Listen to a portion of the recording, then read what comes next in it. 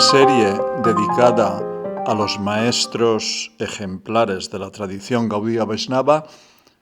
Estamos leyendo la biografía de Srila Bhaktivinoda Thakur, tercer capítulo dedicado a su matrimonio y estudios en Calcuta. Cuando cumplió 12 años, su madre concertó su matrimonio con una niña de 5 años de Ranagat, llamada Sayamani, hija de Sri Yukta Madhusudan Mitra, con la esperanza de mejorar la fortuna de la familia.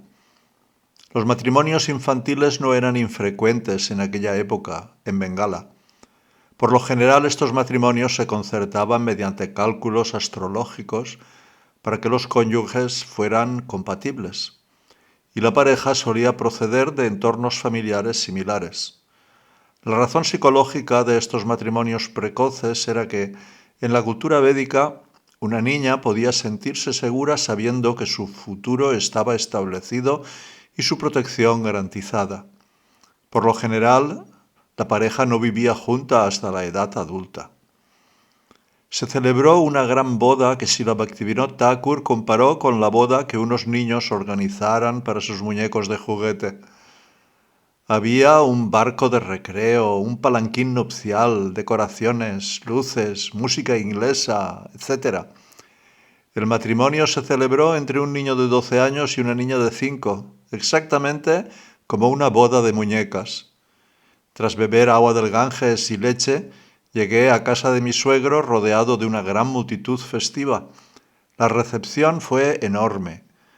A la recepción acudieron muchos caballeros de la casta Teli, dedicados al aceite, vestidos con ropas brillantes y variadas y con trajes de lentejuelas. A pesar de mi corta edad, pude comprender que, excepto los kayastas y los brahmanas, que iban muy bien vestidos, las buenas ropas y los adornos no sentaban bien a los demás. 2 recitadores de genealogías leyeron las historias familiares de las familias Mitra y Datta, y el matrimonio concluyó paulatinamente. Yo dije que no iba a quedarme solo en casa de mi suegro. La niñera de Kedarnath fue a la casa del suegro para cuidarlo, y lo aceptaron como un miembro más de la familia. Posteriormente, su abuelo materno murió en Bhavanipura, a donde había ido tras el revés de su fortuna. Después fuimos a Calcuta en barco, para pasar algún tiempo en la cercana Bhavanipura. En aquel entonces, Calcuta era un lugar peligroso. Inmediatamente después de llegar, mi nariz se vio agredida por un olor nauseabundo. Este hedor me quitó el apetito. Después de pasar unos días en Bhavanipura, visitamos numerosos lugares de Calcuta y Bhavanipura. Visitamos Kalighat, donde se venera a la diosa Kali.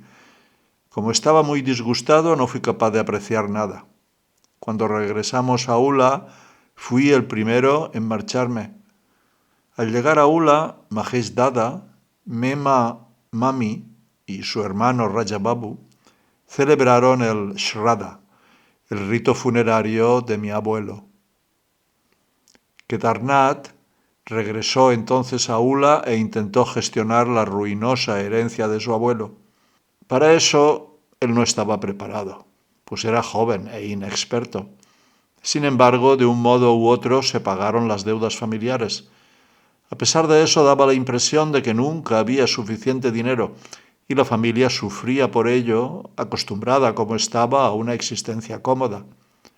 El Thakur cuenta: todo el mundo creía que mi madre tenía mucho dinero y joyas. Salvo unas pocas propiedades, toda su riqueza se perdió. Cuando mi padre se fue a Murashidabad, le pidió a mi madre 1.500 rupias. Ese dinero se perdió. En otra ocasión, mi padre fue a sacar de algún apuro a uno de los hijos de Mukherjee y le prestó 2.500 rupias de la familia de mi madre con una garantía de joyas. La mayor parte de ese dinero jamás se recuperó. Mi boda costó casi 2.000 rupias y la mayoría del dinero nunca se recuperó. y mi madre pagó 1000 rupias de los gastos. De este modo, hubo numerosos gastos y mi madre no le quedó dinero alguno. Sufría una gran ansiedad. Mi abuela y mi padre tenían una casa enorme. La casa de mi abuelo era enorme y había pocos guardias y yo tenía miedo de los ladrones por las noches. Así que armé a los guardias con bastones de bambú. No me mostré débil al respecto. Cuando Kedarnath cumplió los 14 años, llegó de visita su tío materno, el famoso poeta bengalí Kashi Prasad Ghosh. Kashi Prasad era periodista y director del semanario Hindu Intelligencer. Fue un astro literario en su época y su casa un lugar de encuentro de muchas figuras famosas de la escena literaria de Calcuta. Muchos escritores en ciernes acudían a él para formarse en composición inglesa eficaz.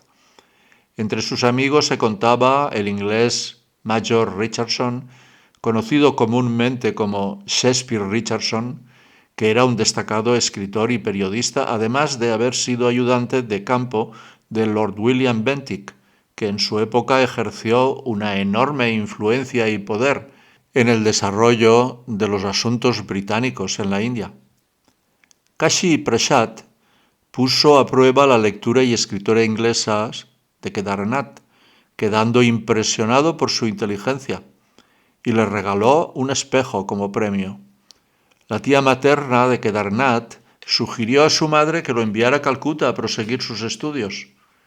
Su tía convenció a su madre de que cuidaría de él como si fuera su propio hijo, y así se decidió que Kedarnath fuera a Calcuta a estudiar. Al llegar a Calcuta, después de la temporada del Puja, Kedarnath se alojó en casa de Kashi Prasad, una casa de pilares muy gruesos, situada en la orilla norte de un estanque llamado Kashi Prasad. En las orillas del estanque Hedua se encontraban las casas de los misioneros, la iglesia de Krishnabandor, el Queen's College y el Bethune College. Era una zona hermosa y aristocrática de la ciudad. Kedarnath estaba matriculado en la Hindu Charitable Institution. Allí estudió durante 4 años, de 1852 a 1856, leyendo y estudiando literatura constantemente con Ishvarachandra Nandi, en quien tenía una gran fe.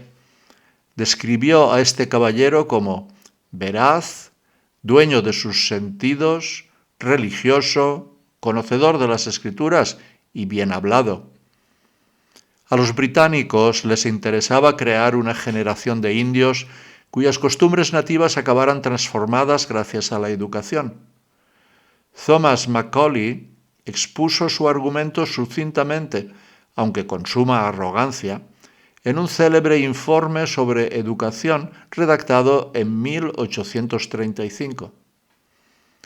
Para resumir lo que he dicho, creo que está claro que somos libres de emplear nuestros fondos como queramos, que deberíamos emplearlos en enseñar lo que vale más la pena saber, y que vale más la pena saber inglés que sánscrito o árabe, que los nativos desean que se les enseñe inglés y no desean que se les enseñe sánscrito o árabe, que ni el sánscrito ni el árabe tienen ningún derecho especial a que los fomentemos, ni como lenguas de derecho ni como lenguas de religión, que es posible hacer que los nativos de este país sean buenos estudiosos en inglés y que con este fin nuestros esfuerzos deben dirigirse hacia la enseñanza del inglés.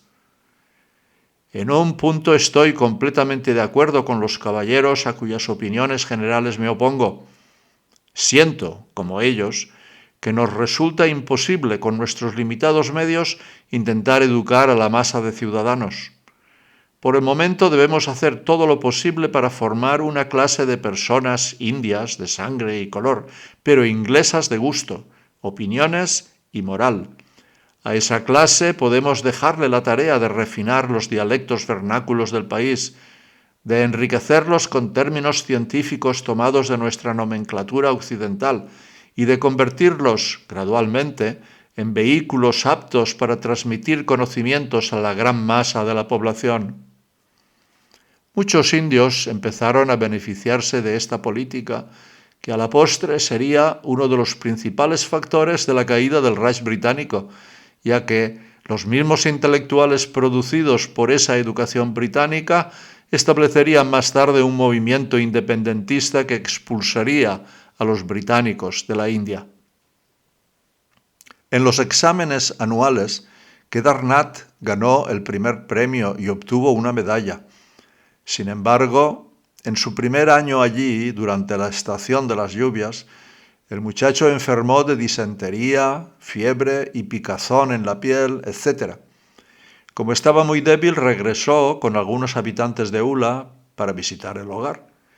Como su enfermedad se complicaba, su madre habló con un trabajador del cuero que le dijo que conocía a un fakir que podría curarle. Llegó un fakir llamado Chanda, que utilizando hojas de bakash realizó un exorcismo y le dio hojas de gura para que las comiera. También le dio a Kedarnath un mantra para que lo cantara y le dijo a su madre que solo le diera de comer verduras y arroz hervido con tamarindo maduro. Le dijo a Kedarnath que en un sueño algo se le revelaría. Kedarnath soñó que una serpiente oscura le salía del cuerpo. El fakir estaba satisfecho de que Kedarnath estuviera fuera de peligro. Le dijo que siguiera con él y que no comiera nunca prasadam de semidioses. El fakir lo llevó a su gurú, un antiguo zapatero llamado Golok. Golok pertenecía a una rama de la secta Karta Bhaja. Este grupo en particular acepta las restricciones morales del vaishnavismo estricto, pero sus creencias eclécticas y sus conclusiones filosóficas son, en última instancia, impersonales, pues consideran que el absoluto sin forma es la manifestación más elevada. No obstante, el gurú tenía muchos poderes que impresionaron a Kedarnath. El gurú le aseguró que sus picores, así como todos los síntomas de sus otras enfermedades, desaparecerían. En un sueño posterior le recetó calcio en polvo como tratamiento para las llagas y Kedarnath le dijo que se lo diera. El cuerpo de Kedarnath se recuperó y recobró la salud. Siguió cantando los mantras que le habían dado e iba a visitarlo a menudo. Un día el gurú predijo que el hogar de la infancia de Kedarnath, Ula, pronto sería destruido casi por completo. La gente moriría de fiebre y enfermedades. También predijo que Kedarnath se convertiría en un gran Vaishnava. Ambas predicciones se harían realidad. Después de esta impresionante recuperación, se llevó a su madre y a su hermana a Calcuta y concertó un matrimonio para ella. Después, su madre y su hermana regresaron a Ula. Kedarnath estudió todos los libros de la biblioteca de Kashi Prasad y le ayudó leyéndole todos los artículos que le enviaban para publicar en su revista. Comenzó a colaborar con artículos en la Gaceta Literaria y en el Intelligencer, editados por Kashi Prasad, e inició la composición de los 2 primeros libros de la Poriade, un poema épico que pretendía completar en 12 volúmenes. Los 2 libros se completaron antes de que cumpliera los 18 años. Se unió a varios clubes de debate e intercambió libremente ideas sobre temas espirituales y literarios con Krishnadas Pal, Devendranath Tagore y sus 2 hijos, Dwijendranath Tagore, a quien Kedarnath llegó a considerar su amigo más íntimo, y Satyendranath Tagore, hermano del poeta Rabindranath Tagore, así como con muchas otras personalidades que más tarde se harían famosas en diferentes países. Sobre Dwijendranath Tagore, Bhaktivinoda Thakur recuerda: el honorable Dwijendranath Tagore era el hermano mayor de mi amigo Sri Yukta Tagore y también mi hermano mayor. Si entre hombres se crea una amistad íntima, entonces Baro Dada, hermano mayor, es ese amigo íntimo. Era caritativo, de buen carácter, de corazón puro y honesto, y animaba mi corazón. Tan pronto como lo veía, desaparecían todas mis dificultades. En su compañía, Kedarnath estudió las obras de muchos filósofos occidentales, así como los controvertidos puntos de vista de los Brahma Samaj, liderados por Ram Mohan Ray, promulgados por la familia Tagore. Kedarnath también se reunía regularmente con un misionero cristiano de corazón abierto llamado Reverendo Duff, con quien mantenía frecuentes conversaciones y con quien leía numerosos libros. También estudió las obras de Addison y Edward Young en compañía de otro misionero llamado Reverendo Greaves. Universidad. Kedarnath desarrolló su talento como filósofo y polemista. En el año 1856 se matriculó en la escuela hindú, que más tarde sería la Universidad de Calcuta. Fue alumno de Ishvarachandra Vidyasagar, reputado erudito y autor del Samagra Vyakarana Kaumudi.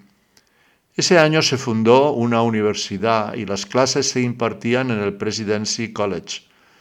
Las clases superiores de la escuela hindú se impartían en el ala oeste. El colegio sánscrito estaba en la sección central y las clases de los alumnos se impartían en el ala este. Kedarnath empezó a escribir poesía, por la que fue muy respetado y alabado, y que poco a poco fue llamando la atención del rector. Un inglés llamado George Thompson, antiguo miembro del Parlamento, le enseñó el arte de la oratoria. El señor Thompson contó a Kedarnath que solía dar conferencias en los campos de maíz cuando iba de su casa al Parlamento. Imaginando que las plantas eran los parlamentarios, les hablaba libremente y así se había convertido en un experto y agradable orador. Kedarnath también prosiguió sus estudios en privado, pasando tiempo en bibliotecas como Metcalfe Hall y recibiendo clases de los misioneros cristianos.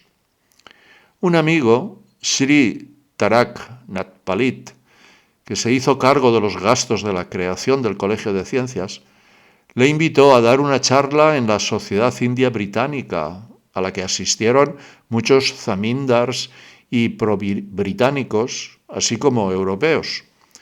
Invitaron a Kedarnath a convertirse en miembro de la sociedad, donde posteriormente pronunció una conferencia sobre la evolución de la materia a través de la modalidad material de la bondad.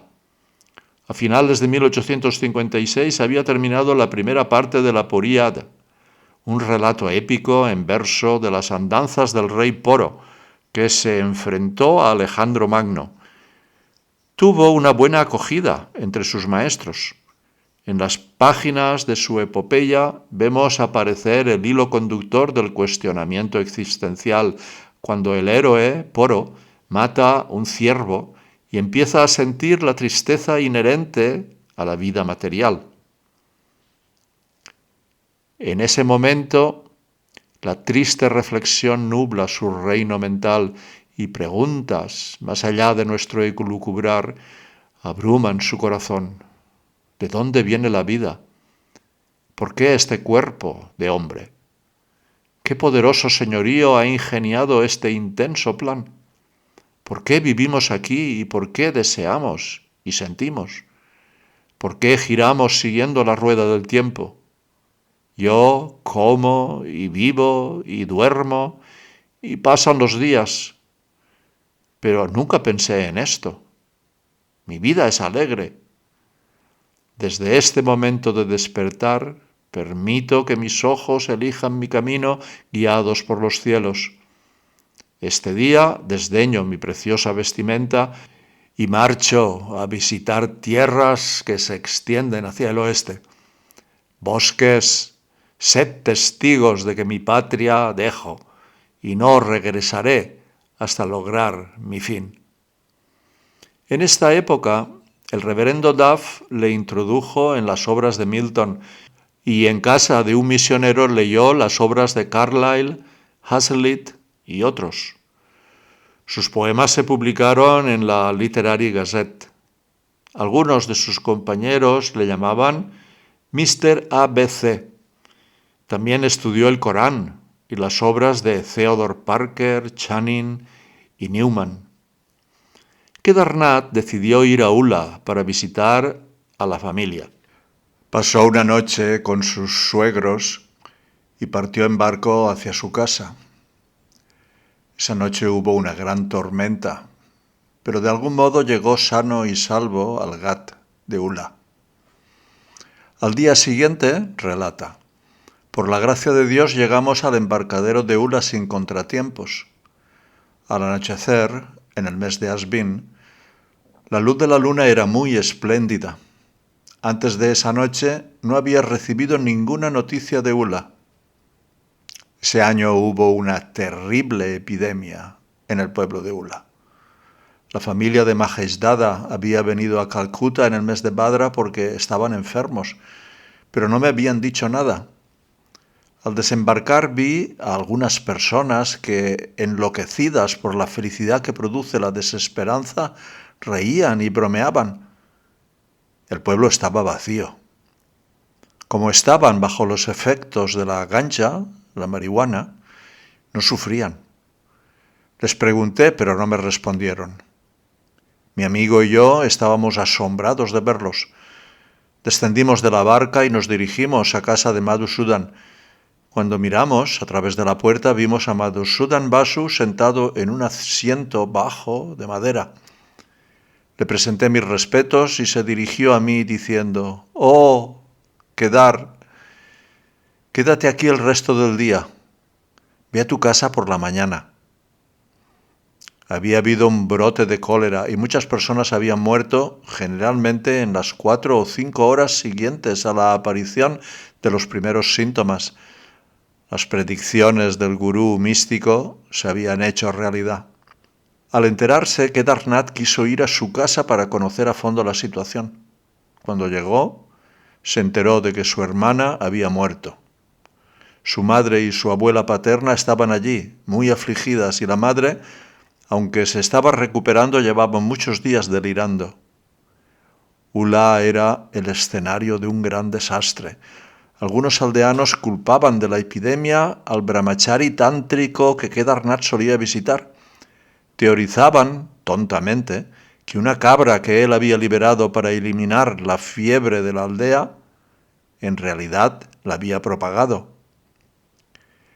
Trasladando a su madre y a su abuela en una barca, Kedarnath se dirigió a Ranaghat, el hogar de su esposa, y se enteró de que ella también había estado enferma, aunque se estaba recuperando.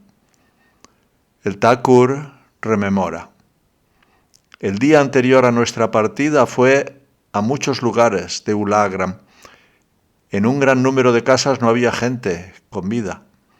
En algunas casas se oían los gritos de dolor de los enfermos, en otras había muertos por todas partes. Algunos de los supervivientes se preparaban para abandonar Ula. Muchos ya se habían marchado. Era la época del Durga Puja, pero no había felicidad. Kedarnath vivía en casa de su tío Kali Krishna en Calcuta y cuidaba de su madre y de su abuela. Los tiempos eran difíciles. No tenía dinero y pasaba grandes penurias. Intentó presentarse al examen de acceso a la universidad, pero no pudo prepararse adecuadamente en el ambiente de angustia de sus familiares. Entonces empezó a tener fiebres recurrentes que finalmente se curaron tomando quinina. Aunque sufría privaciones económicas y enfermedades recurrentes, Kedarnath no revelaba sus problemas a los demás, sino que seguía reuniéndose con sus amigos, especialmente con Dwijendra. En aquella época leía con su amigo muchos libros sobre la ciencia de Dios y la religión, incluidos libros sánscritos, así como de filósofos occidentales, como Kant, Goethe, Hegel, Swedenborg, Hume, Schopenhauer, Voltaire, etc. Esto le ayudó a calmar la ansiedad de su corazón. Sin embargo, un profesor de Kedarnath, el señor Dal, planteó una pregunta que Kedarnath se tomó en serio. La pregunta era, ¿cómo beneficiará a la humanidad la adquisición de tales conocimientos? En otra reunión de la Sociedad India Británica, Kedarnath recitó las 25 historias del Betala, un tipo de fantasma que habita en los cadáveres, que había traducido del Vetala Panchabimsamati de Somadeva en forma de obra teatral en inglés. Su recitación fue seguida de un gran debate y, desde aquel día, sus contemporáneos empezaron a propagar sus glorias como lógico. Cuando Sri Chaitanya Mahaprabhu era un joven erudito, se ganó una reputación similar como maestro de ñaya o lógica, y por eso se le llamaba Nimai Pandit. Nadie en la asamblea Vaishnava de las reuniones de Advaita Acharya y Srivas Pandit tenía noción alguna de que él llegaría a ser un Vaishnava supremo. Tal era el caso con Kedarnath. Como lógico, nadie podía derrotarle, pero esa no era su verdadera gloria. El momento de manifestar sus verdaderas glorias aún estaba por llegar. Del mismo modo que la excelsa posición de su divina gracia hace Bhaktivedanta Swami Prabhupada no se reveló plenamente hasta más tarde en su vida, cuando el momento y el lugar y las circunstancias fueron los adecuados, Krishna lo utilizó para el propósito para el que lo había traído al mundo. Kedarnath estaba fascinado por el teísmo y dedicó su tiempo al estudio de la Biblia, el Corán y las obras de Parker y Newman. Desarrolló una fe profunda en Jesucristo. Todo lo que leía lo discutía con Dwijendranath. En esa época se produjo el motín de los cipayos. Todas las noches leía el periódico en el salón de la casa de los Tagore y se enteraba de las noticias antes de que se publicaran por las muchas conversaciones que tenían lugar en aquella casa. En su autobiografía, Thakur no dedica ningún texto a la sublevación, pero en los círculos intelectuales de Calcuta hubo mucho debate y agitación en aquella época, pues muchos de los rebeldes cipayos eran soldados bengalíes. Calcuta también sirvió de refugio tanto para británicos como para los indios que huyeron de los horrores de la rebelión. El trasfondo del motín fue que los británicos, debido a sus agresivas anexiones, la construcción de intimidantes obras públicas, su vigorosa promoción de la educación y el estilo británico, su desprecio por las tradiciones de casta y otras costumbres ancestrales y, sobre todo, su desdén demasiado común hacia los indios como raza, estaban encendiendo sentimientos de resentimiento entre amplios sectores del pueblo indio. Un crítico indio culto de la época declaró: el gobierno británico pretende educar a los nativos para equipararlos, un objetivo digno de la época y de Gran Bretaña. Pero si los ingleses, después de educar a los nativos para que sean sus iguales, continúan tratándolos como sus inferiores, si niegan el estímulo a la ambición honorable y muestran a los nativos que hay una barrera por encima de la cual el mérito superior de los nativos no puede ser superado, entonces el gobierno británico no puede hacer nada.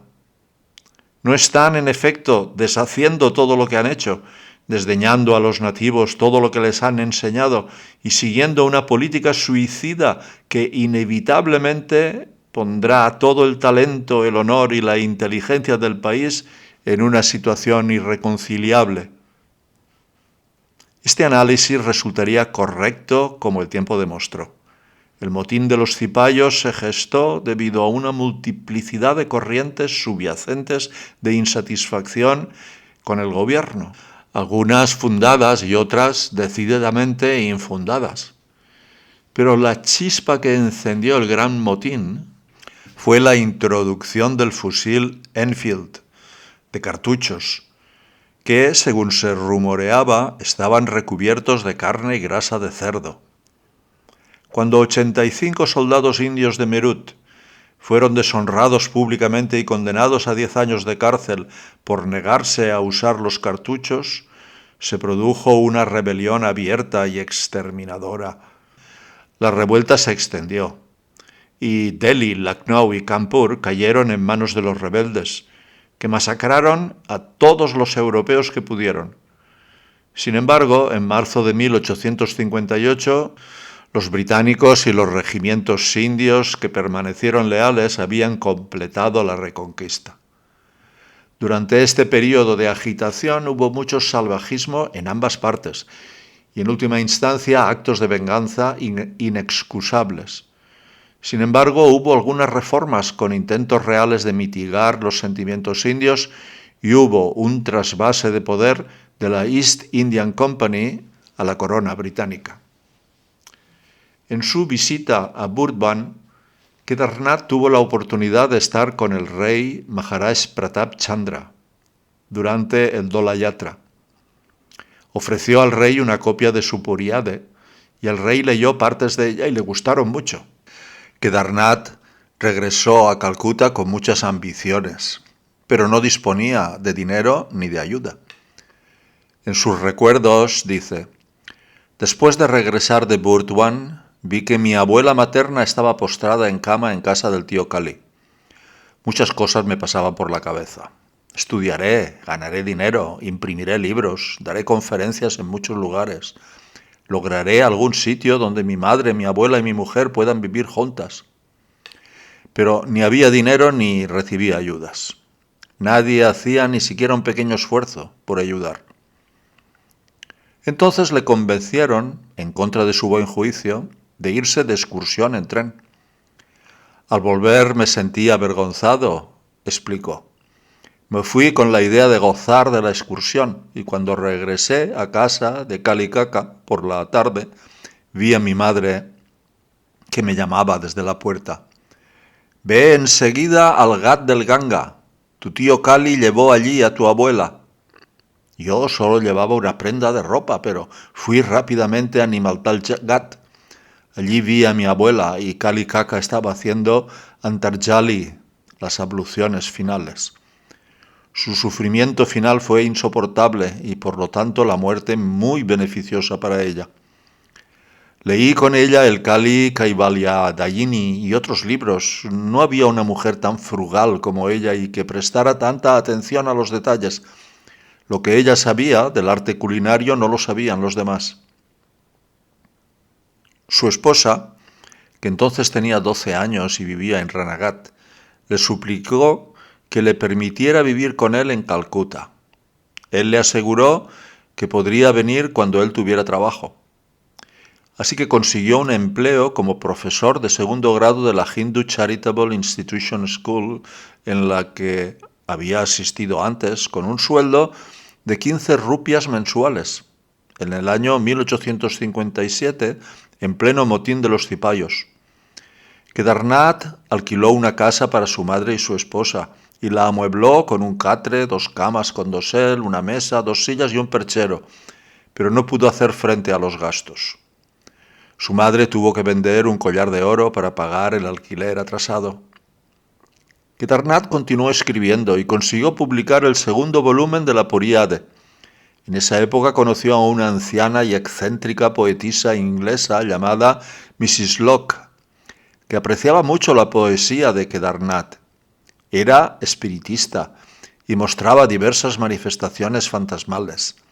Según Srila Bhaktivinoda Thakur, los espíritus venían y bailaban en su mesa. Ella podía ver a los espíritus, pero yo solo podía oírlos. Solo oía el sonido de sus danzas. Le dedicó el libro 1 de la Puriade con las siguientes palabras. A la señora E. Locke, autora de Horas de Ocio, etcétera, etcétera. Este libro lleva la respetuosa inscripción de su obligado y obediente servidor, el autor. En su biografía no se dice si ella le ayudó o no a publicar el libro, pero es evidente que Kedarnath se sintió en cierta medida obligado, como ya se ha dicho. Kedarnath intentaba por todos los medios conseguir un empleo y se presentó a un concurso para un puesto de trabajo como contable en una empresa azucarera que trató de ofrecerle formación sobre el trabajo. El joven se sorprendió al ver las trampas que se cometían. Cuando compré una gran cantidad de azúcar, me dieron un saco extra de azúcar. Me di cuenta de ello y consideré irreligioso hacer trampas, por lo que se lo comuniqué al comerciante. El comerciante le aconsejó que sería mejor que se buscara un trabajo como profesor, que la vida empresarial sería difícil para alguien de sus principios.